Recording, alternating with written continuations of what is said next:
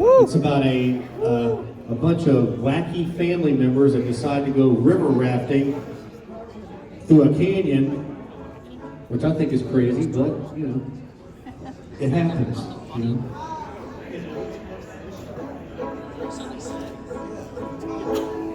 That's it. Check, check, check. So I would like to invite our stars from Land of the Lost, Will and Holly Marshall themselves, Wesley, Eure, and Kathy Coleman. Yeah!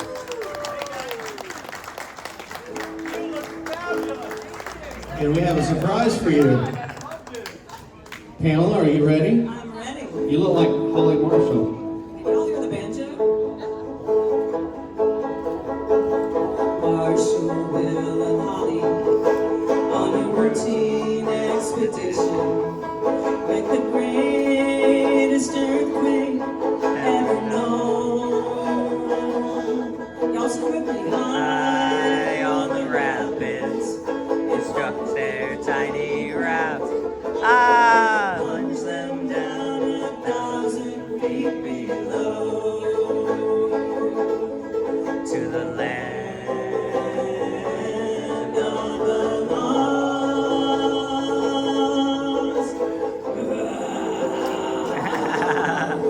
Alright, we gotta run away. Come on, Holly. Run, quick. Hurry up. To the land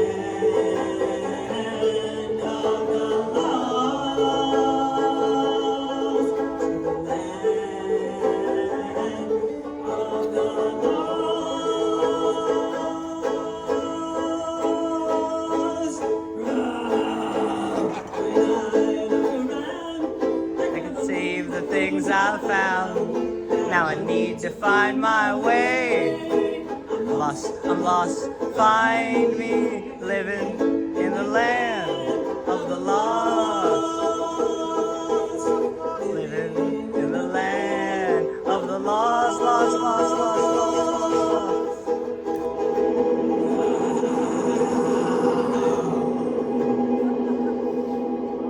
Woo! Bravo! You know, I sang that theme song on the show. That was me. Yeah, I sang the opening and closing song. I did not play the banjo. No, not that talented. Oh, that was fantastic. First of all, Holly, Yes. you've aged. Oh, no, I'm good. No. Oh my God, isn't this fabulous? Let's have another round of applause. Yeah! Oh my God. So there was one more theme song, guys, that she didn't sing. There's one song you didn't sing. So when in the third season, I had to go back in the recording studio, and because Uncle Jack came in, so I had to re-record the lyrics to match the new. So the new lyrics were, let me see. Okay, Will and Holly Marshall. Let me get my mind on it. Wait, okay, ready? Will and Holly Marshall, as the earth beneath them trembled, lost their father through the door of time. Uncle Jack was searching and found the kids at last, Looking for a way to escape, escape, escape, escape. from the land of the lost, from the land of the lost. Do you think Corby the dinosaur goes?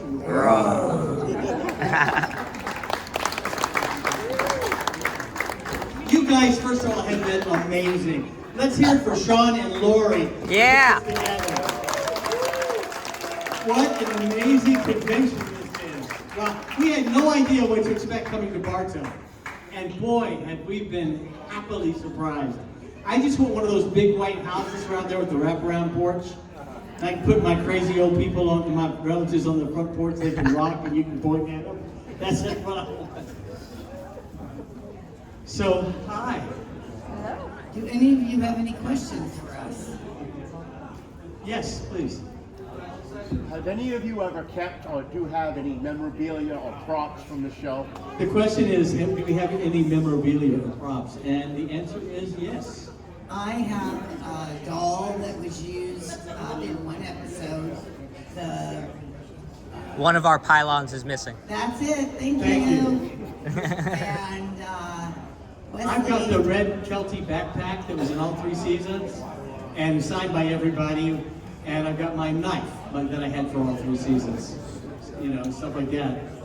But And I also, as a kid, I had the 3 guinea pigs that were on the show. They were sent home with me.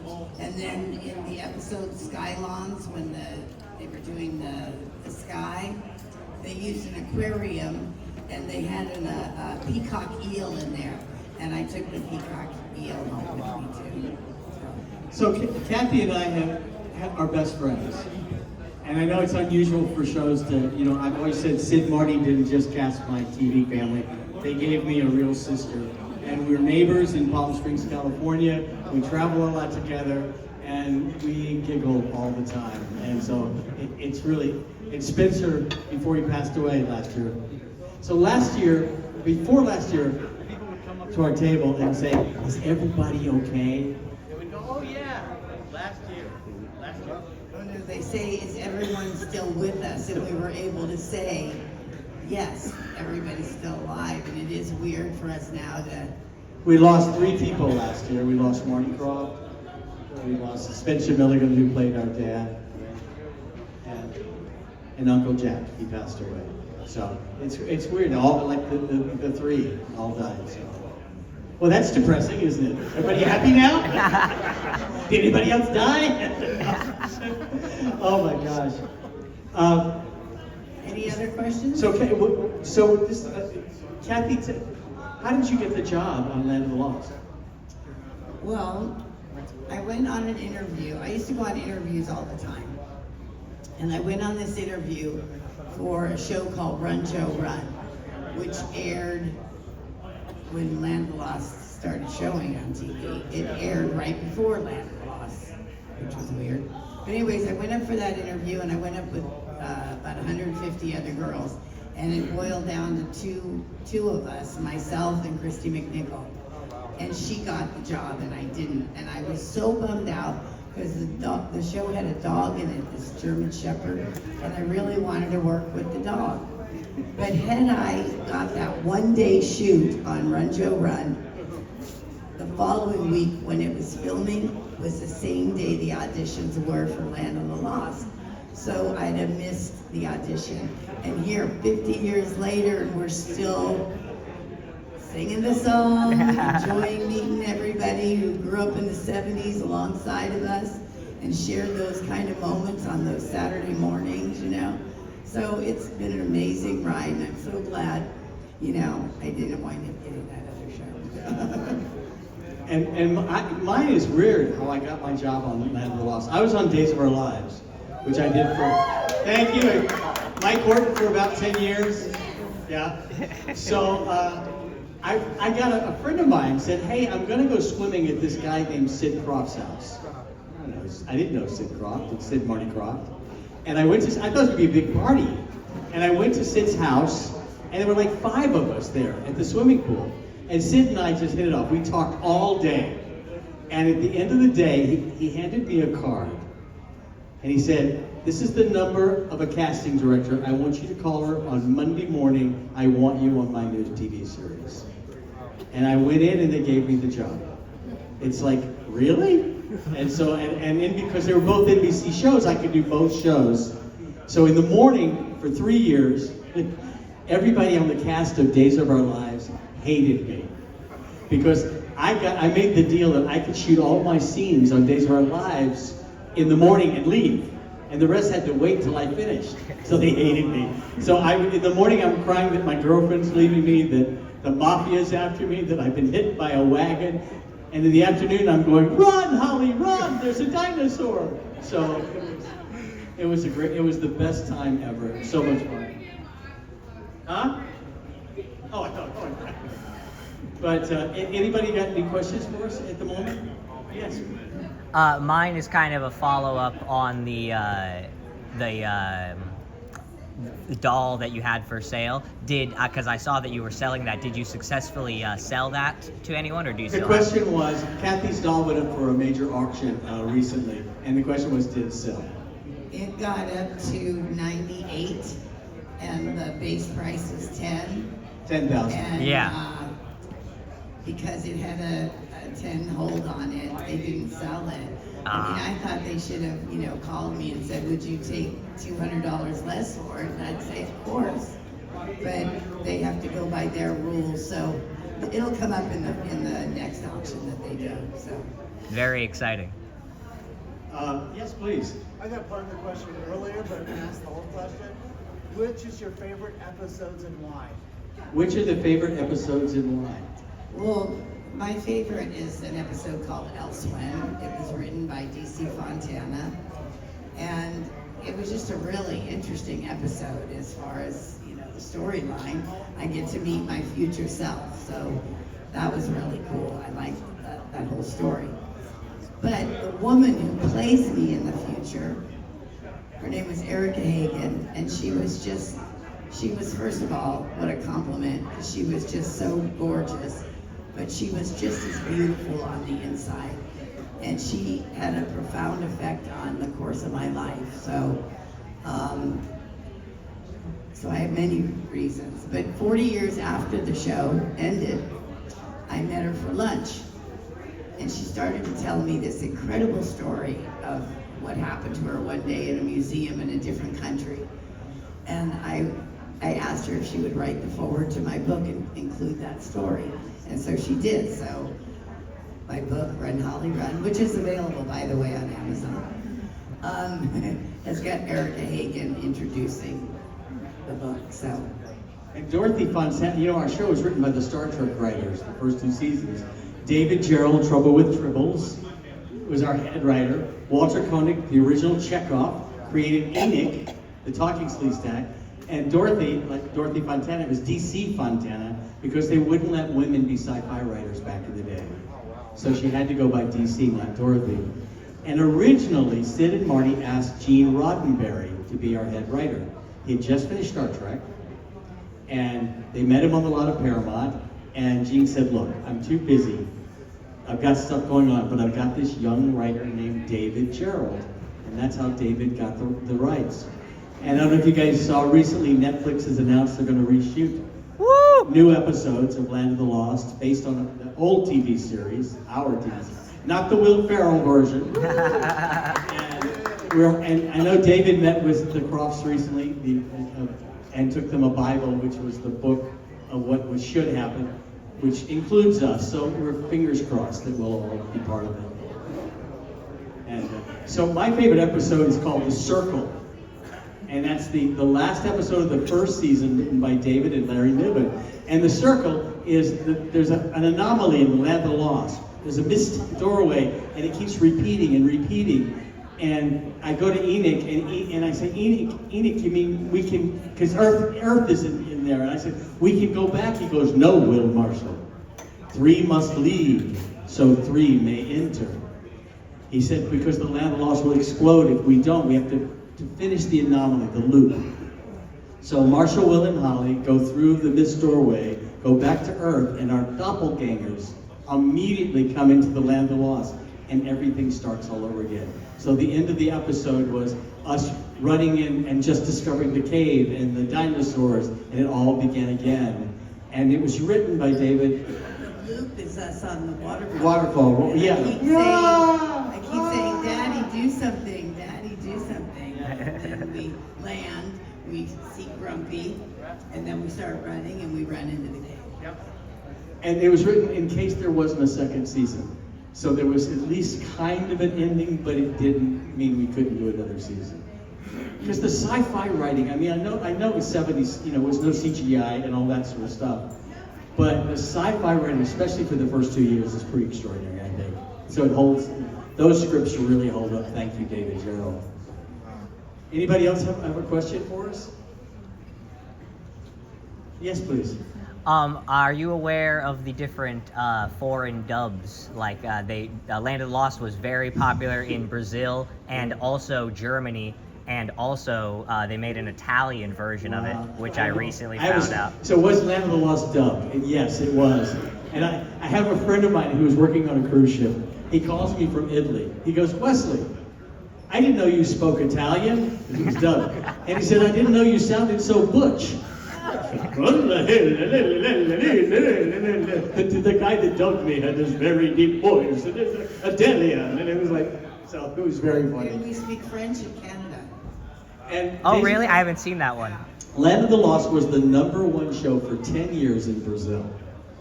And in Brazil, because of the population, there's so many kids, they had a morning school and an afternoon school. And so it was played twice a day for 10 years. And we still have all these incredible Brazilian fans that grew up as kids watching the show. It was also big in Australia. Oh, I didn't know that. Oh, wait, yes, I did. I have an Australian DVD at Yeah. home.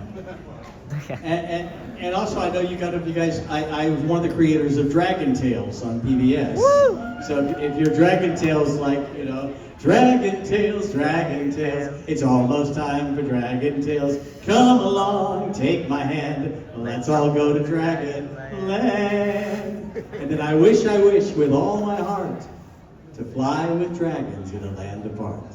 So that was one of the, it was so nice that we get to have different generations of kids, you know, so. And I can't tell you how many times somebody, because she was wonderful, wasn't she, with the banjo? Oh, yeah. I mean, wasn't that amazing? Then yeah, another round of applause. And what's amazing too is how many little kids are now watching Land of the Lost again, because it's streaming on 5 services, Tubi and Cineverse and Prime. And how many kids will come dressed like Kathy as Holly? These little girls will come up to the table, and it's pretty amazing. And these shows that we do, and we do about 10 of them a year across the country, they really mean the world to us, because when we were filming Land of the Lost, we had no idea what the effect was going to be, you know, how the people would respond to it. And so for years, I mean, I never told anybody I was on Land of the Lost. For years of my life, I got married, I had children, I became a farmer, I had done like 1,000,001 different things in my life. But then when these shows started happening, we started hearing like these incredible stories of, you know, people, kids that had parents that were divorcing, and they saw us as a single parent family and said, you know, it was the thing that got me through it. I figured if you guys could do it, I could do it, you know. And there's a city in Los Angeles called Compton, and the kids there weren't allowed to go outside and play. These kids It's that too came to our dangerous to table. play on the weekends. And they said because of all the drive-bys and stuff. So we used to play Land of the Lost in the house, and just like all these crazy stories. It's been a beautiful ride that we've been on. It really is. There was a blind couple that came up too, and they were both blind, and they had lost their vision right after Land of the Lost. They'd watched Land of the Lost before they lost their vision, and met each other at blind school, learning Braille and things like that. And I remember they came up, and we had the Sleestack sculptures, and they wanted to feel it.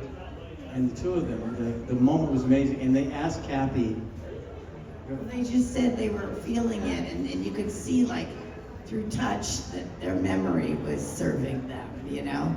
And then they asked me if they could like touch me, you know? And so they just put their hands on me and they were just feeling me. And it was really like an incredible moment, you know? And they were like crying, and then I start crying, and it was really beautiful. And they were like, "You've gotten so big." You know? It was just really neat, really neat stuff. The most powerful time that ever happened, and this is a true story, is Kathy and I were doing a show in Ogden, Utah, and a girl came. She had a handler. She was severely autistic, I believe.